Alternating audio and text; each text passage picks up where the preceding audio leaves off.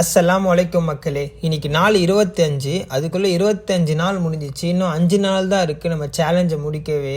ஒரு நாள் முன்னாடி லெக் ஒர்க் அவுட் போட்டிருந்தேன். இன்னும் பெயினா இருக்கு, நடக்கவே முடியல. வீட்டில் வர எக்லாம் வர காலி ஆயிடுச்சு.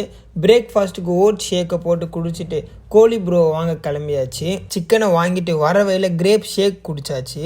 நோட் பண்ணிக்கோங்க மக்களே, வித்தவுட் சுகர் வித்தவுட் ஐஸு. வீட்டுக்கு வந்து சிக்கனை நைட்டுக்கு பேக் பண்ணியாச்சு. லஞ்சுக்கு மீன் குழம்பு, அது கூட கீரை பொரியல் தான். அப்படியே குரான் 2 ஆயத்தை ஓதிட்டு ஒரு 20 நிமிஷம் தூங்கினேன். செம்ம ஃப்ரெஷ்ஷாக இருந்துச்சு.